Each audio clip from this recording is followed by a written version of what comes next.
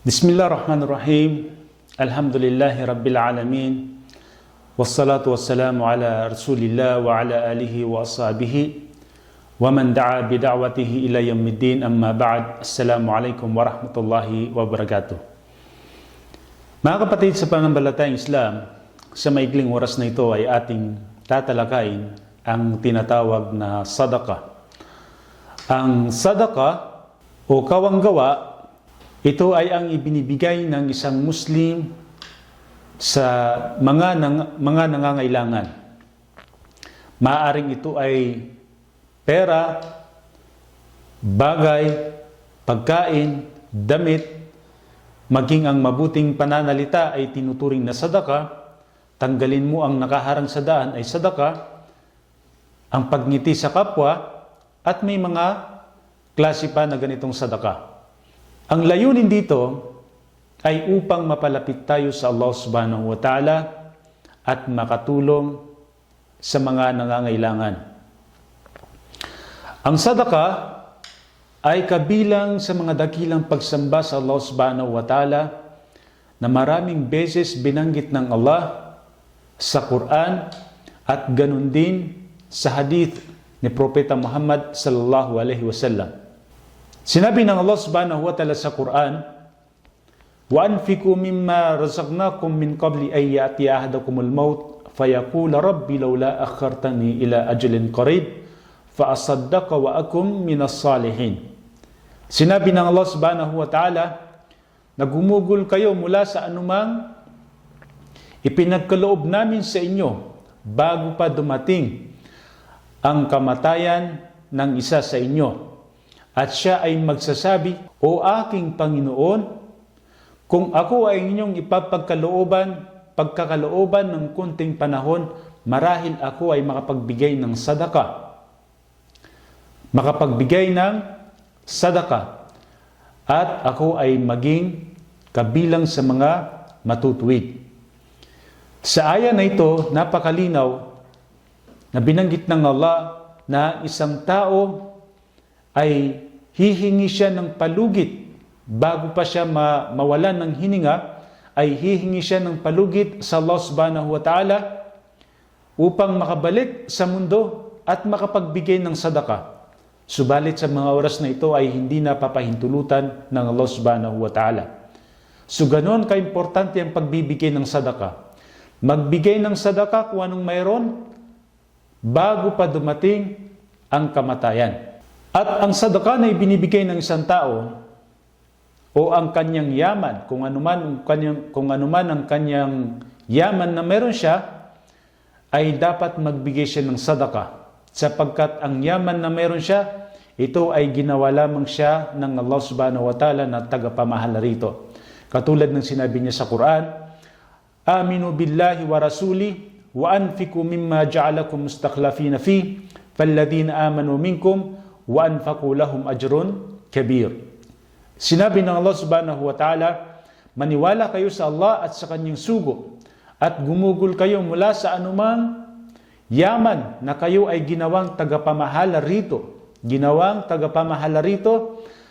Kaya yung mga naniwala kabilang sa inyo at gumugol ng sadaka, gumugol ng kawanggawa, para sa kanila ay isang malaking gantimpala. So napakalinaw na sinabi ng Allah na may malaking gantimpala, at ginawa din niya, napakalinaw na sinabi niya dito na ginawa lang niya ang isang tao na tagapamahala kung anuman ang kanyang yaman. Sinabi din ng Allah subhanahu wa ta'ala sa Quran na ang mga taong nagbibigay ng sadaka ng pasikreto, lihim man ito hayag, sa gabi at sa araw ay hindi sila makakaranas ng pangamba at katakutan. Sinabi ng Allah subhanahu wa ta'ala sa Quran, Alladhina yunfikuna amwalahum bil-layli wan-nahar sirran wa alaniya falahum ajruhum 'inda rabbihim wala khawfun 'alayhim wala hum yahzanun. Sinabi ng Allah subhanahu wa ta'ala na yung mga gumugugol sa kanilang mga yaman sa gabi at sa araw, maging ito man ay lihim o hayag, para sa kanila ay gantimpala mula sa kanilang Panginoon. At sila ay walang mararanasan na pangamba at sila ay walang mararanasan na kalungkutan. So hindi sila makakaranas ng kalungkutan at hindi sila makakaranas ng pangamba. At ang ibinibigay na sadaka, ito ay pinapalitan ng Allah subhanahu wa ta'ala. Katulad ng sinabi ng Allah, وَمَا أَنْفَقْتُم مِّن شَيْءٍ فَهُوَ يُخْلِفُهُ وَهُوَ خَيْرُ الرَّازِقِينَ. Sinabi ng Allah subhanahu wa ta'ala na anumang bagay na ginugol nyo para sa kawanggawa, para sa landas ng Allah subhanahu wa ta'ala o sadaka, ay ito ay papalitan niya para sa inyo. At siya ang pinakamahusay na tagapanustos. Yan ang kahigitan ng sadaka. At ang sadaka din na ibinibigay ng isang tao ay para ito sa ating mga sarili. Kapag nagbigay ka ng sadaka, ay para sa iyong sarili. Sinabi ng Allah subhanahu wa ta'ala sa Quran, وَمَا تُنْفِقُوا مِنْ خَيْرٍ فَلِأَنفُسِكُمْ وَمَا تُنْفِقُونَ إِلَّا ابْتِغَاءَ وَجْهِ اللَّهِ. Sinabi ng Allah subhanahu wa ta'ala sa Quran, at anumang inyong gugulin mula sa mabuting bagay, ito ay para sa inyong mga sarili at hindi kayo dapat gumugol maliban sa ikalulugot ng Allah. Sumalinaw dito na sinabi ng Allah na kapag nagbigay ka ng anumang mabuting bagay, gumugol ka mula sa iyong yaman, ay para sa inyong mga sarili, sabi ng Allah subhanahu wa ta'ala. Ang kahigitan ng pagbibigay ng sadaka ay maraming beses din ito binanggit ni Propeta Muhammad sallallahu alaihi wasallam. Kabilang dito ang hadith na sinabi niya, "Ma min yawmin yusbihu al-ibad fihi illa malakani yanzilan. Fayaqulu ahaduhuma, Allahumma ati munfikan khalafa. Wa yaqulu al-akhar, Allahumma ati mumsikan talafa." Sinabi ni Propeta Muhammad sallallahu alaihi wasallam, bawat araw ay mayroong bumababa na dalawang anghel mula sa kalangitan at ang isa sa kanila ay nagsasabi, "O Allah, gantimpalaan mo ang bawat taong gumugugol sa iyong landas." At ang isa naman ay kanyang sinasabi, "O Allah, puksain ang bawat maramot." Subhanallah. Sa hadith na ito ay napakalinaw na ang dalawang anghel ay ipinagdudua nila ang dalawang klaseng tao. Yung nagbibigay ng sadaka sa landas ng Allah, pinagdudua nila, naggantimpalaan pa sila ng Allah. At pinagdudua din ng mga anghel na ito, ang isang anghel, na puksain ang bawat maramot. So, nawa ay ibilang tayo ng Allah subhanahu wa ta'ala doon sa mga nagbibigay upang gantimpalaan pa tayo. Dahil ito ay dua na nagmumula sa mga anghel, mga malaika ng Allah subhanahu wa ta'ala. So, ganyang kahalagang pagbibigay ng sadaka.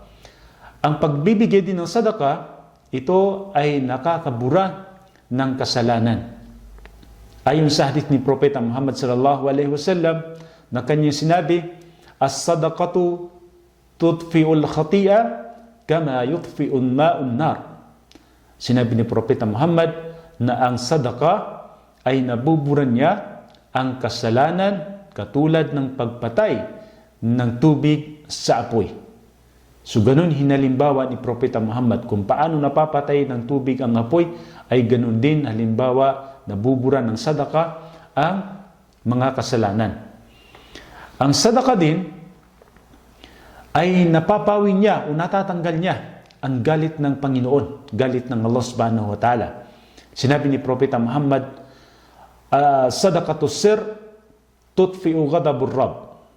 Ang sadaka na palihim ay napapawing niya o natatanggal niya ang galit ng Rabb, ang galit ng Allah subhanahu wa ta'ala.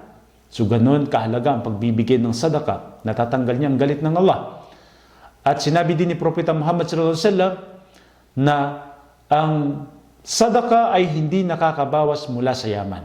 Sinabi ni Propeta Muhammad, "Ma nakasat sadaqatu min mal."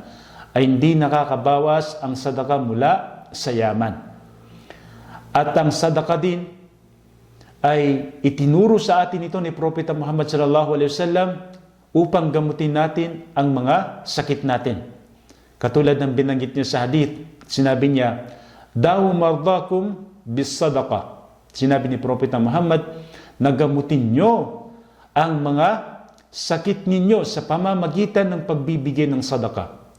Masya Allah. So dito binigyan tayo ni Propeta Muhammad o tinuruan niya tayo na paano natin gagamutin ang mga sakit natin. Ito ay sa pagbibigay ng sadaka. So Masya Allah, sa Saudi Arabia, dito sa Saudi Arabia, ang mga hospital dito ay nakapaskil ang hadith na ito. Kahit saan ka pumunta ay nakapaskil ang hadith na ito. Ito ay bilang paalala sa mga Muslim na tinuruan din tayo ni Propeta Muhammad maliban pa doon sa mga doktor na gumagawa ng paraan upang masulba o upang magamot ang mga sakit natin, ay binigyan din tayo ni Propeta Muhammad o tinuruan niya tayo na isa sa maaari nating gawin ay magbigay ng sadaka para gamutin ang ating mga sakit. So napakagandang hadith po na itinuro sa atin ni Propeta Muhammad sallallahu alaihi wasallam. At ang sadaka din ay dapat nagmula sa halal na kita, sapagkat ang Allah subhanahu wa ta'ala ay hindi niya tatanggapin ang sadaka na mula sa haram. Sinabi ni Propeta Muhammad sallallahu alaihi wasallam, "Man tasaddaqa bi'adli tamratin min kasbin tayyib, wala yaqbalullahu illa tayyib, fa inna Allah yataqabbalaha biyaminihi, thumma yurabbiha li sahibiha kama yurabbi ahadukum faluwahu hatta takuna mithla jabal." Sinabi ni Propeta Muhammad sallallahu alaihi wasallam na ang sinumang ang magbigay ng sadaka na katumbas ng tamr. Alam natin kung gaano kalaki ang tamr. Kasing katumbas ng tamr mula sa malinis o halal na kita, dahil ang Allah ay hindi tumatanggap maliban na ito ay mula sa halal. At ito ay tatanggapin ng Allah. Nagbigay ka ng sadaka na katumbas ng tamr, ay tatanggapin ng Allah subhanahu wa ta'ala sa pamamagitan ng kanyang kanan kamay.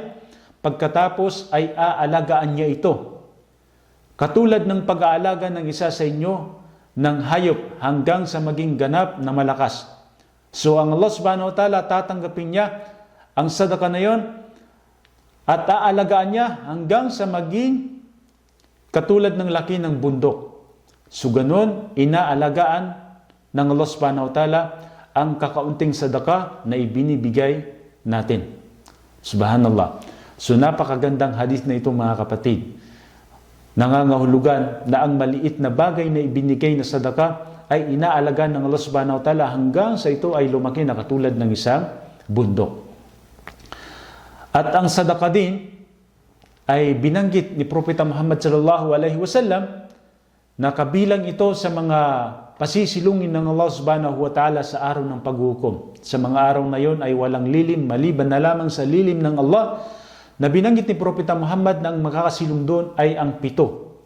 At kasama dito ang nagbibigay ng sadaka. Sinabi ni Propeta Muhammad sallallahu alaihi wasallam, "Wa rajulun tasaddaqa bi sadaqatin fa akhfaha." Sinabi ni Propeta Muhammad, kabilang ito sa makakasilong sa araw ng paghukom, ay ang taong nagsadaka ng lihim. Nagsadaka siya ng lihim na hindi alam ng kanyang kanan kamay kung ano ang binigay na sadaka ng kanyang kaliwang kamay. So, isa ito sa gantimpala na ibibigay ng Allah subhanahu wa ta'ala sa mga nagbibigay ng sadaka.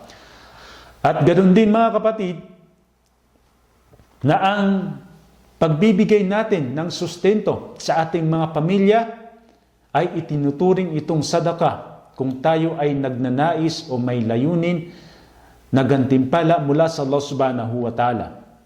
Ito ay maaaring ang karamihan ay hindi nila napapansin na ang pagbibigay ng sustento sa iyong anak, sa iyong asawa, sa iyong pamilya ay itinuturing na sadaka. Sinabi ni Propeta Muhammad sallallahu alaihi wasallam, "Idza anfaqa al-muslimu nafaqatan ala ahlihi wa huwa yahtasibuha kanat lahu sadaqah." Sinabi ni Propeta Muhammad sallallahu alaihi wasallam na kapag ang isang tao ay gumugol sa kanyang pamilya at siya ay naghahangad ng gantimpala mula sa Allah subhanahu wa ta'ala, ay itinuturing ito para sa kanya na sadaka. So mashallah, magbigay ka ng sustento sa iyong anak na naghahangad ka ng gantimpala mula sa Allah, ay sadaka. So tayong mga ama, anuman ang sustento natin sa ating pamilya ay itinuturing na sadaka, inshallah. At sinabi din ni Propeta Muhammad sallallahu alaihi wasallam na sabi niya, al-yadul ulya khairun min yadis sufla, na ang kamay na nasa ibabaw ay mas mainam kaysa kamay na nasa ilalim. So nangangahulugan na mas mainam ang taong nagbibigay ng sadaka kaysa humihingi.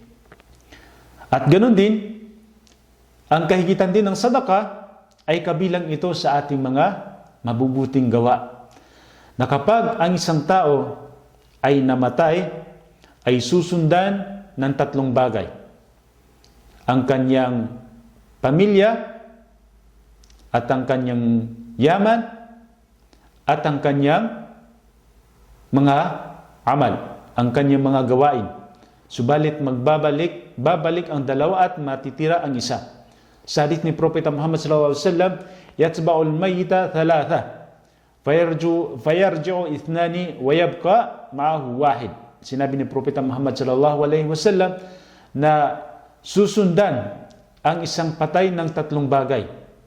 Ang kanyang pamilya, at ang kanyang yaman, at ang kanyang mga gawaing mabubuti. Subalit babalik ang kanyang pamilya, at babalik ang kanyang yaman, at maiiwan ang kanyang mga mabubuting gawain. So ang pagbibigay ng sadaka ay kabilang sa mabubuting gawain na susundan niya tayo sa ating kamatayan. Ganon din si Propeta Muhammad sallallahu alaihi wasallam ay tinanong kung ano ang pinakamainam na sadaka. Ang sagot ni Propeta Muhammad sallallahu alaihi wasallam ay ang sadaka ng mga mahihirap.